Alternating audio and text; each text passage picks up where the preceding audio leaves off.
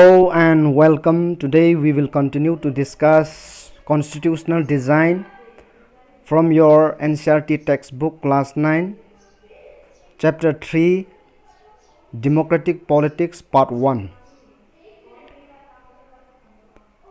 So first of all, let us try to understand why do we need a constitution. The South African example is a good way to understand why we need a constitution and what do constitutions do.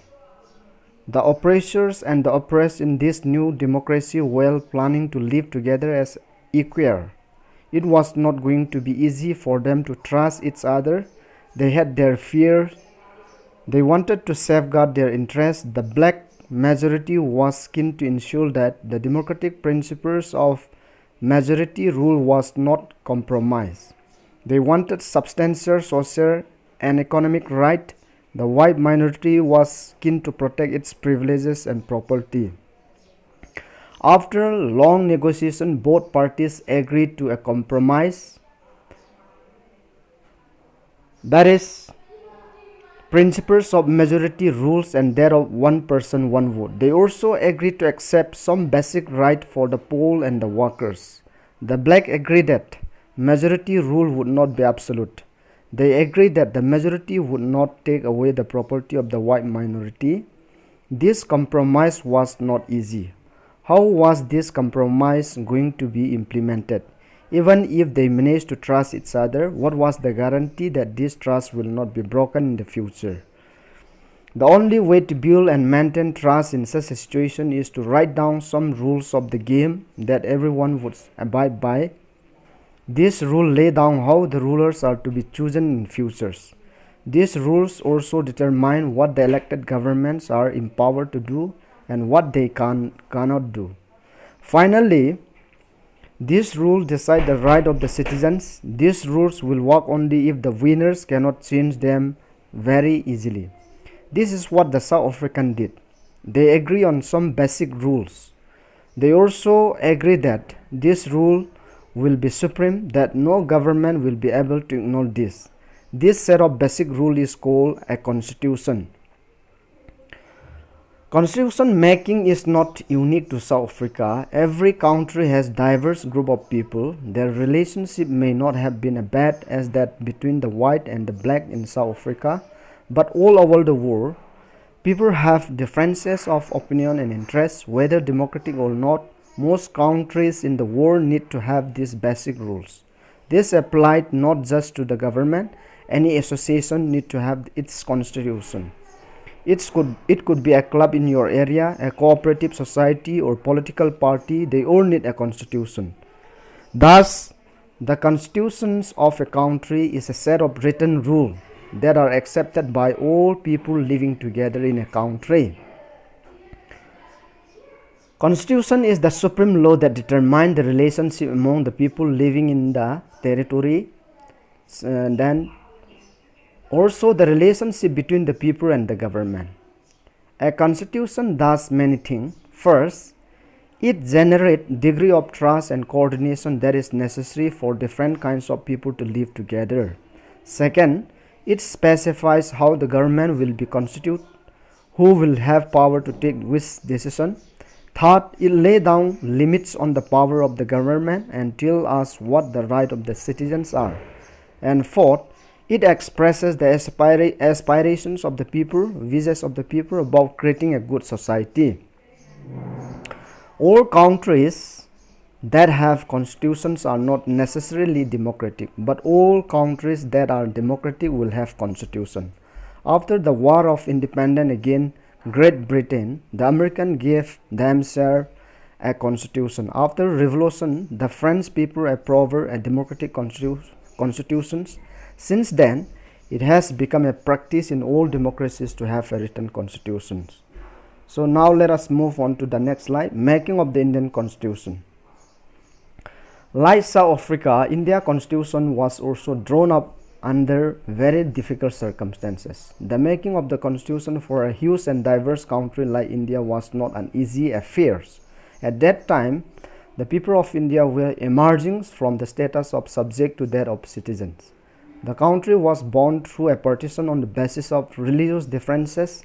This was a traumatic experience for the people of India and Pakistan. At least 10 lakhs people were killed on both sides of the border in partition-related violence. There were another problem. The British had left it to the rulers of the princely state to decide whether they wanted to merge or join with India or with Pakistan or remain independent. The merger of this princely state was a difficult and uncertain task. When the constitution was being written, the futures of the country did not look as secure as it does today. The makers of the constitution has anxieties about the present and the futures of the country. The Part-2 constitutions.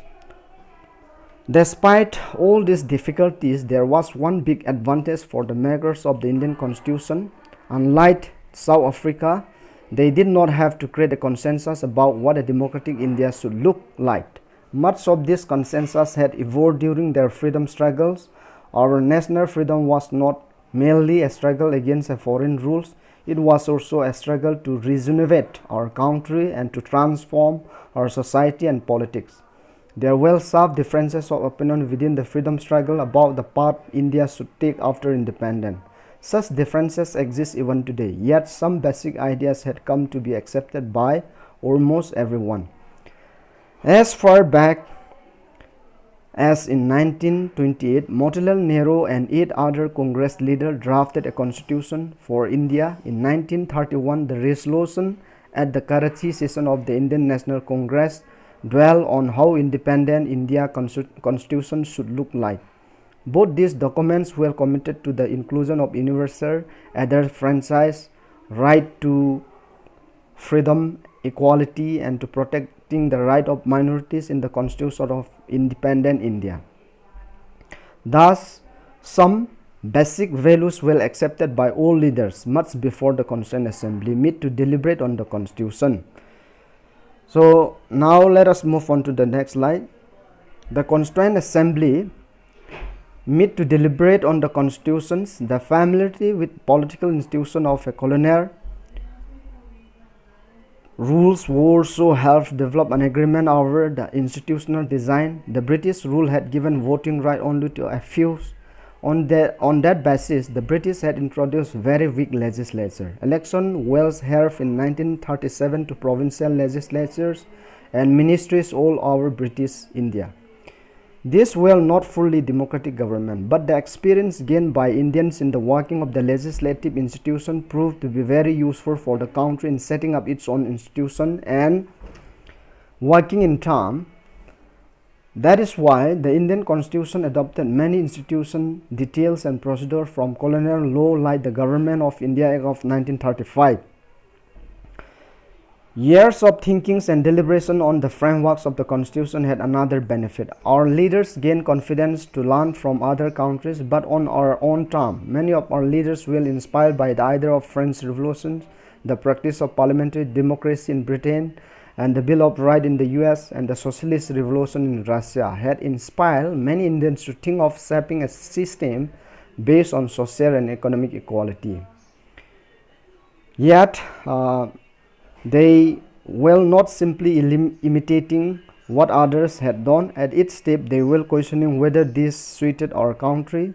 All these factors contribute to the making of our constitutions. Next, the Constituent Assembly. Who then were the makers of Indian Constitution? You will find here very brief skits of some of the leaders who play an important role in making the Constitution. The drafting of the document called the Constitution was done by an assembly of elected representatives called the Constituent Assembly. Election to the Constituent Assembly were held in July 1946. Its first meeting was held in December 1946. Soon after, the country was divided into India and Pakistan. The Constituent Assembly was also divided into Constituent Assembly of India and that of Pakistan.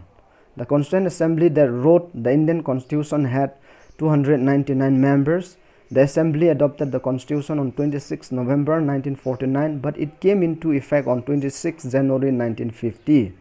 To mark this day, we celebrate January 26 as Republic Day every year. Why should we accept the constitution made by this assembly more than 50 years ago? We have already noted one reason above. The constitution does not reflect the view of its member alone. It expresses a broad consensus of its time. Many countries of the world have had to rewrite their constitution afresh because the basic rules were not accepted to all the major social groups or political parties. In some other countries, the constitution exists as a mere piece of paper. No one actually follows it. The experience of our constitution is different.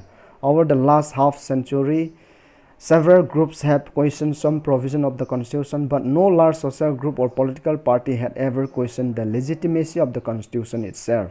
This is an unusual achievement for any constitution. The second reason for accepting the constitutions is that the Constituent Assembly represented the people of India. There was no universal elder franchise at that time, so the Constituent Assembly could not have been chosen directly by all the people of India. It was elected mainly by the member of the existing provincial legislature that was mentioned above. This will ensure a fair geographical share of members from all the regions of the country. The assembly was dominated by the Indian National Congress, the party that led Indian freedom struggles, but the Congress itself included a variety of political groups and opinions. The assembly had many members who did not agree with the Congress. In social terms, also, the assembly represented members from different language groups, castes, classes, religions, and occupation. Even if the Constituent Assembly was elected by universal elder franchise, its composition would not have been very different. Finally, the manner in which the Constituent Assembly worked gives sanctity to the Constitution, and the Constituent Assembly worked in a systematic, open, and consensual manner. First, some basic principles were decided and agreed upon. Then, a drafting committee chaired by Dr. Ambedkar prepared a draft constitution for discussion. Several rounds of thorough discussion took place on the draft constitution, clause by clause. More than 2,000 amendments were considered. The members deliberated for 114 days, spread over 3 years. Every document presented and every word spoken in the Constituent Assembly has been recorded and preserved. These are core Constituent Assembly debate. When printed, these debates are 12 bulky volumes. These debates provide the rationale behind and every provision of the Constitution. These are used to interpret the meaning of the Constitution. So this is the conclusion of our discussion for today, and we will discuss the next part in our next discussion.